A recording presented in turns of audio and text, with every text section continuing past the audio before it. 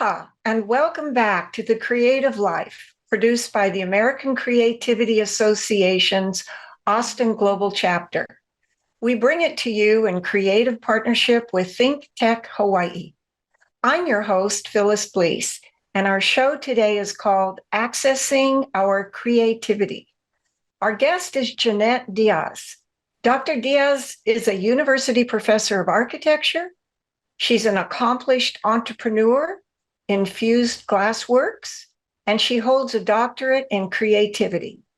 Each of these life transitions has helped her access and teach creativity. Today, she shows us how this happened with a view to helping us access our creativity through our own life transition.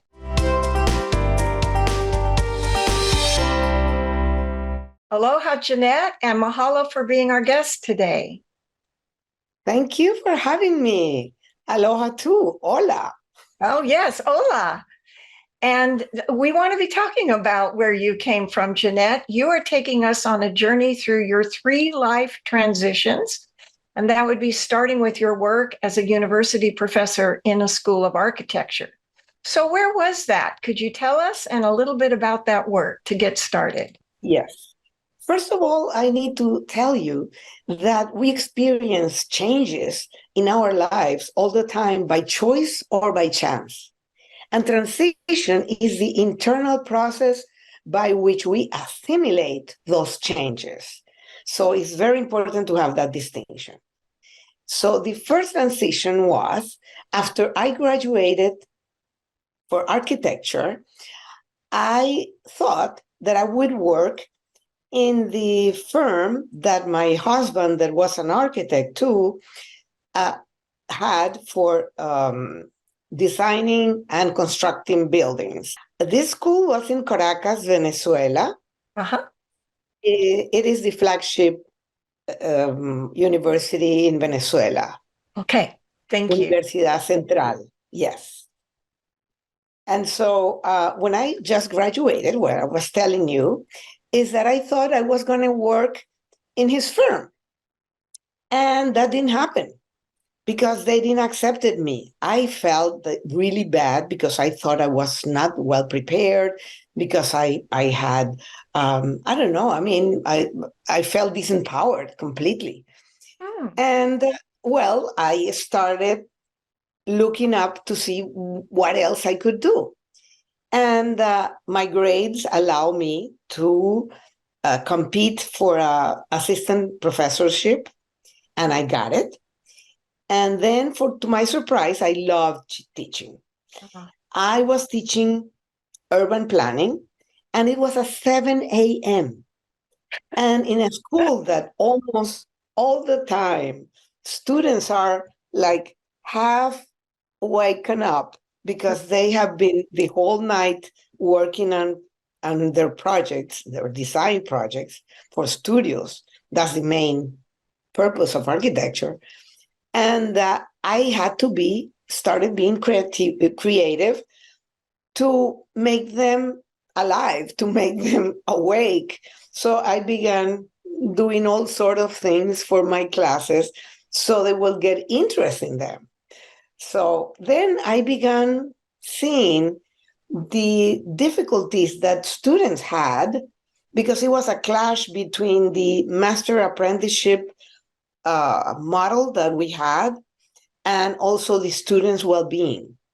And so that was my first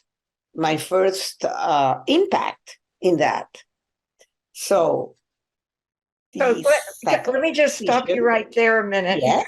I didn't realize that you came out of architecture school with your degree, ready to go to work at your husband's firm. Was that an architectural firm? Yes. It was an architectural firm that also constructed. And they didn't hire you.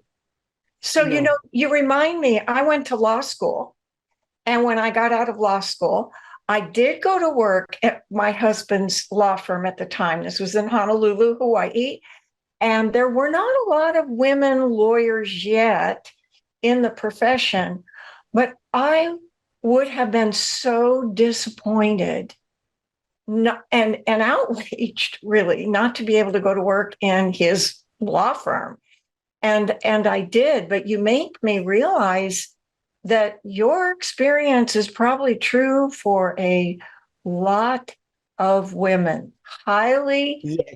gifted, straight A students, not so much in this generation, thankfully, but in other parts of the world, perhaps in Venezuela still, there is more Yes. glass ceiling than there is in the United States. And Yes. and I realized that they didn't want a wife in their firm, despite what they could do. So I didn't realize that. I simply took it. And this is something that we're going to go further in the okay, but then that's a separate barrier. Yes, You yes. had the barrier of, so I assumed that it was about being a woman and they weren't ready. You're saying it's about nepotism and them not wanting to hire because you could have so what made you decided to maybe teach rather than practice? You could have gone to another firm in Venezuela, in Caracas, or still was there a barrier for women? It was kind of difficult, but the thing was that I was a good student, and one professor of mine that was my my best supporter told me, "Why don't you apply to teach?" And I said, "I never thought about it." So then there was an opening, and so I decided to do that. Okay. That was the Then explanation. you got one of the worst hours to teach at, 7 a.m. So as the new And it was a theoretical course. Students right, were bored. right. So some of your accessing your creativity so far has been to switch careers immediately and then deal with the hand you were dealt. So now you're Yeah. a professor at the same school that you went to yourself, and you're showing up at Yes. 7 a.m. Are you taking us on Yeah. what? Teach us a little bit about how that felt in your accessing your creativity. Yeah. Yeah. So let's go to the second transition. Okay. Tell us about that. Okay.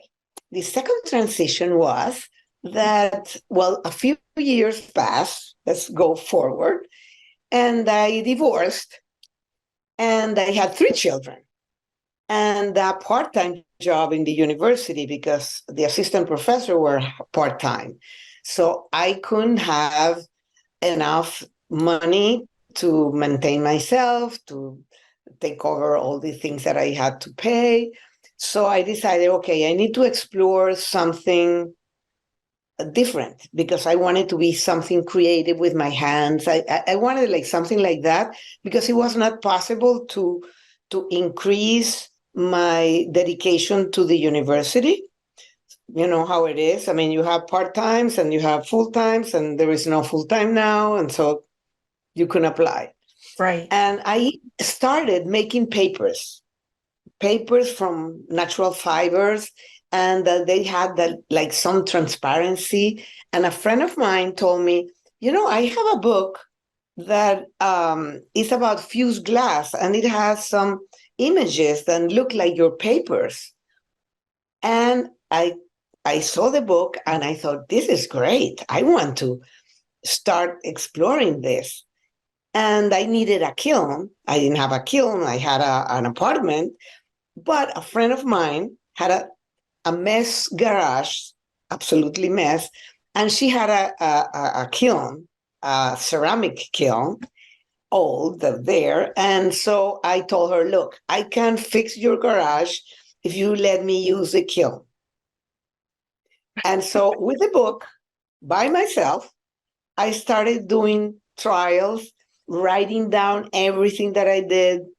And in 1 year, I had something to sell. In 1 year, there were beautiful products. And so I went to a fancy store that had several locations. And so they loved my things. And they told So me, how many can you make so a my month? our engineer has put up a slide that shows some of those early products. Is that what we see here? Yes. Okay, this is called fused glass. What are you fusing?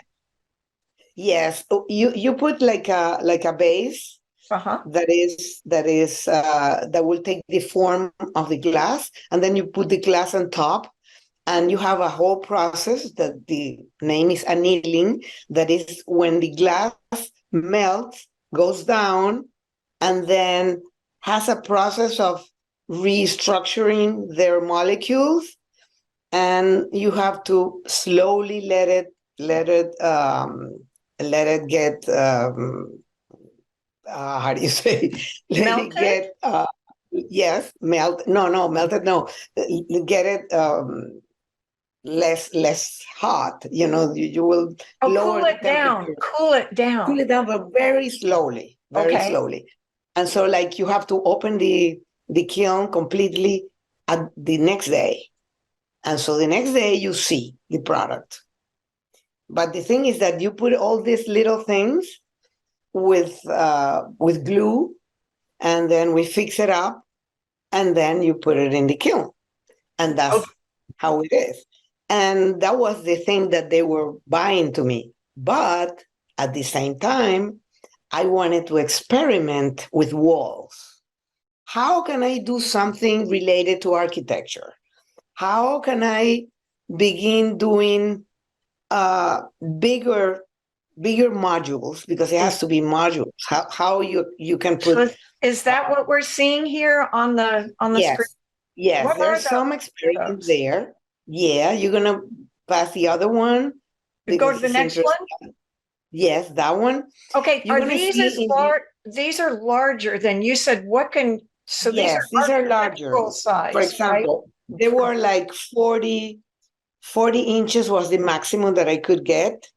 But that one, the one that I use for the next picture, that one that is to the right, the little squares, like a little brownish, Right. it was the one that I used for my first big project. That was a big 2-floor wall. That one, because it was a staircase, and it had a structure that had iron structure that was painted, and you had the fused glass. That these ones were like 12 inches per 12 inches, and then it allowed to do a design, because that's what I was always looking. You can see there how the design is coming for how you put the modules, and So that was always what I was looking for. let me check in with you because this is fun. So it sounds like a creativity wheel within a wheel. One thing is Yeah. that here you are, credentialed in architecture and architectural design. Then you were teaching urban planning, and then Yes. you get a divorce. And you're only doing that because you couldn't get a job in the industry. You had some nepotism issues. You're working, and now you need more money. And Yes. instead of going to get a big paycheck from an architectural firm, you start small in the garage, starting your own business. So Yes. you're doing that, raising 3 children. So that's Yes. fair. That's accessing your creativity as well as using creativity for your primary business. And now you're Yes. shifting from small products to at architectural level. So whole Yes. walls of glass. All right. Yes. Yes. All right. And so how did you get to any other life transition? And I know you're going to be taking us to you becoming a doctor of creativity from one of the most prestigious universities in the United States, in the world, the University of Massachusetts at Amherst. You're sitting in Caracas, Venezuela, single mother, 3 children. How did you get to Amherst in Massachusetts? And why did you choose a doctorate in creativity? What happened there? And we're seeing a slide right now talking about a Yeah. book that you wrote. And Yes. we're going to want to hear about what that So means. my interest in teaching, I'm still teaching in the university, made me apply to, I knew about Springboard, that's how they call it, Springboard program in Buffalo University, in the University of Buffalo, that's the name, that was on creativity for 1 week. Like you were intern there, you could be in the students' rooms. So it was a fun thing. So I applied, I got a scholarship to go there. And then I got hooked. I said, I want to delve into creativity. I Okay. really, this Okay. is what I want. I have to stop you there for a minute. For the nerds and the old timers in the American Creativity Association, because when I was interviewing you, Jeannette, you said that you worked with Shellcross. Is what this Doris? Yes, Doris Shallcross. Yes, Shellcross, and also yes, Dorothy Sisk. And these are founders of the American Creativity Association. Dorothy yes, Sisk, I yes. know and I've heard of. I'm president. I have been president of the American Creativity Association, so I have heard about this these women for a long time, and I just want our watchers to know that Jeannette Diaz, what was this in the 80s? You were you were right there at the ground floor of SIPSI at New York University at Buffalo. Yes, I went Creativity for the second time for the because from the twice first time, SIPSI. I needed to find a way of doing the doctorate that was very expensive. So I needed to find a scholarship in my school so I will go there. So I went again for a second time for Mhm. another springboard. And then I met Doris Shallcross there. And she was the one who told me, we have this wonderful program in Amherst, and I am the head of the Creativity Doctorate program. And I said, yes. And she was very welcoming and and I met also Dorothy because they were both in that springboard program. That it was absolutely wonderful. So I love that. So I went to the doctorate to do the doctorate, and I first worked in comparison of the students and the system that we had in Venezuela, because of course I thought our system was not so good that the one in the US.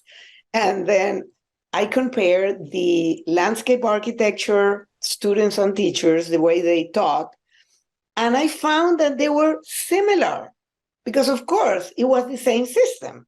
It was the master apprenticeship model.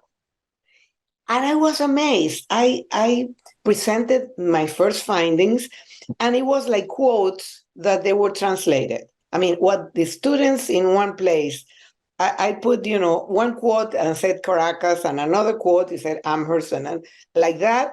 And it was like almost translation of Okay, how now let me slow similar you. they were. Maybe everybody on the audience understood what I think I'm going to just kind of repeat, but you did research interviewing women. Was it just women or men and women?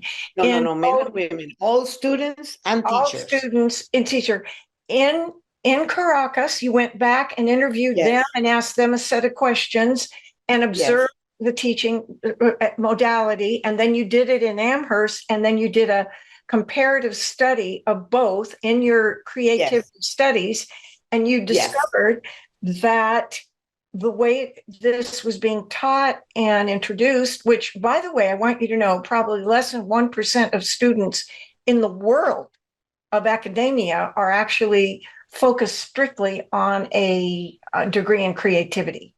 So you're already in a very small subset of the yeah, population. But what you were surprised to find is that Caracas wasn't way behind at all. US wasn't way exactly. ahead. And I Yes, think you were telling me that there were some barriers. There were some barriers for women that you were still yes, finding. And there, yes, so the same barriers, cultural barriers and focus group barriers and minority group barriers exist in thinking about the two populations. So I just want to let everybody know that you had done that comparative study in creative Yes. creative So research. what I found, I mean, my findings and the title of my dissertation is Empowerment and Learning to Design. What I found is that anybody, I mean, it's very difficult to be creative if you are not empowered, if you don't believe that you can be creative. And also the gender differences that you could appreciate it in my reaction when my husband's firm didn't want to hire me. I thought that I was inadequate. I didn't think that they had other reasons why they didn't want to hire me. Right. You see? I mean, that's the way that women interpret their critiques.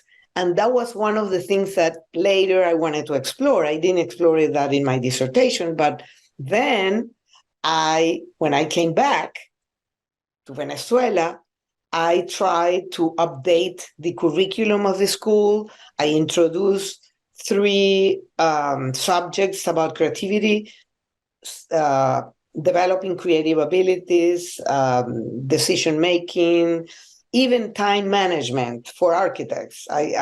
Because I was so worried of how students were terrible managing time because they waited until the last minute because they were unsure of what they were doing. So I discovered that. Okay, so let me just recap what I heard you say, because I think this is important. One of the things that you did after you got your doctorate in creativity was you developed a curriculum track on creativity in 4 schools of architecture. So you added to the curriculum for architects a subset of curriculum in creative studies, creative thinking, creative problem solving. So you personally introduced those kinds of courses into the curriculum to become an architect, which it reminds me when I was studying law, and I've heard the same is true for doctors going to medical school. One of the things that you don't learn a lot about is people and consciousness and compassion and the softer skills about the people that you're working with. And that's you're not really good at that on the job. I mean, and so nowadays we're now learning more in law school, in medical school about those soft skills and these different kind of intelligence, spiritual intelligence, emotional intelligence, and they were not part of the curriculum. So we came out as robots to some extent, or we came out as a machine. And you're a pathfinder in adding that. So we have about 5 minutes left. I wonder in that time, you can just show us what you did to what an illustration of how we come out of law school or architect school thinking our work's important, not ourselves, but you know that who we are is as important as what we do. That shows up in your next 2 slides. And then also, you're going to have some practices for people to bring into their life. I'm not sure we'll get to the practices to add creativity in your life, but show us how you added the person to the work in your next 2 slides. So this Garé book. So I decided I was intrigued by this problem of gender. Yes. It was not only in the students, but also in the profession, because you could see that students were really good, graduating, they had the highest grades and everything, and then they didn't find work, or they didn't have all that what they needed to have a firm, their own firm. And this woman had a firm. She was an outstanding architect, and I wanted to know how she did it. How was possible for her to do it? She was like, I don't know, 1%, 2%. And so I did this book that was a qualitative research. And I had to convince her really, really hard. I worked hard on that because she wanted me to work that the book was focused on her work.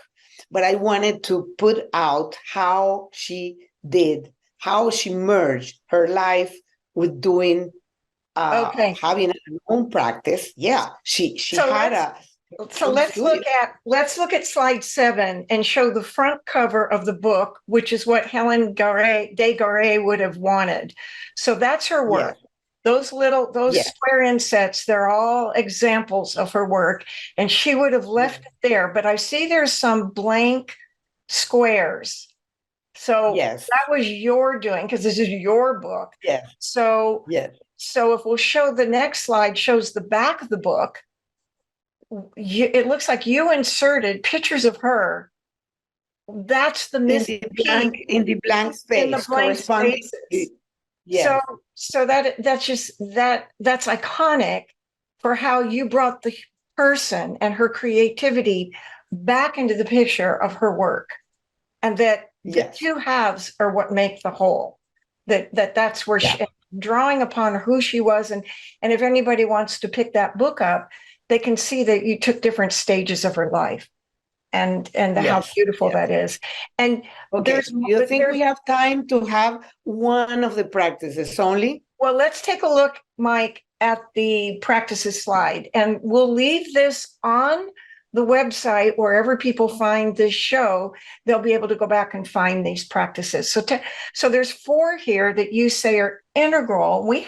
You could go through them just once over, integral to develop. Yes, but I think that the third one needs a little bit of explanation. That's why I Okay, wanted, sure. well, because the first one, can you leave the slide? Slide.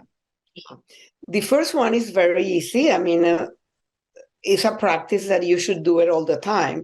It's better to do it 5 minutes twice a day. Centering Like that. ourselves. Yes. Then the flow states is just be focusing something. You know about mindfulness. It's pretty much that. Only that flow states is when you just lose track of time because you are so engaged in your product that then you lose track of time. But what I want to emphasize is the third one that is from the research by Antonio Damasio, that is a neuroscientific, that he is working with the brain and creativity. And what he has found is that you are not able to change your brain unless you send the message that you are being creative. Like, for example, you do something creative, you feel good, you did a dish that was very nice, and you feel, oh my God, I invented this is really wonderful. Okay, but this is not going to go to your brain to acknowledge. You need to acknowledge that you're being creative so your brain will empower you for the next time that you want to be creative. So it's not enough to do things like that make you happy, for example. You need to acknowledge that you are happy in that moment. And that's the way you send the message back to your brain, and then your brain acknowledges.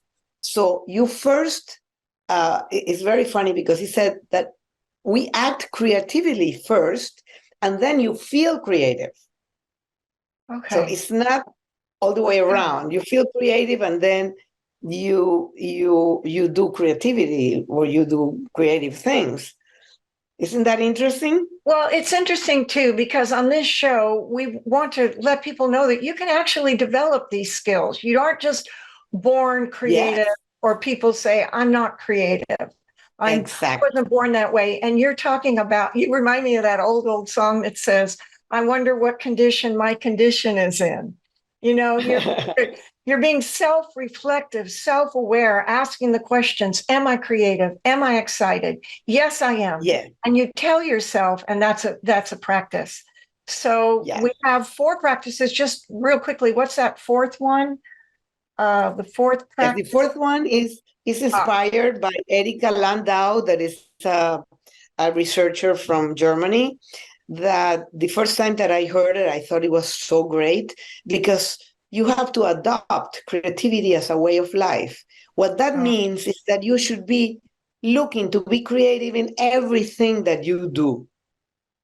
because in that way, you are programming your mind to be creative.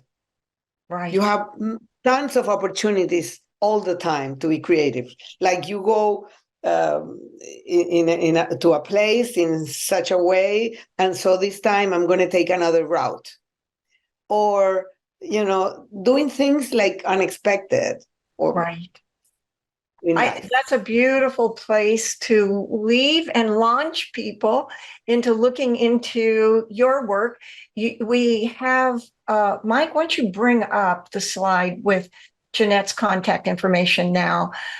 You do consulting, you do coaching. Your work is available. You have LinkedIn information, and really, Jeannette Diaz is iconic, is a leader, longtime leader in creativity for men and women. And we're very happy to have had you today. And well, thank you for having me. well, you're welcome and mahalo. And we'll leave it there. And I'll let the audience know that you have been watching The Creative Life on ThinkTech Hawaii. Our guest has been Dr. Jeannette Diaz. Mahalo, Jeannette, for joining us. And mahalo to you, our viewers, for tuning in. I'm Phyllis Blees, and we'll be back in 2 weeks for another edition of The Creative Life. Aloha.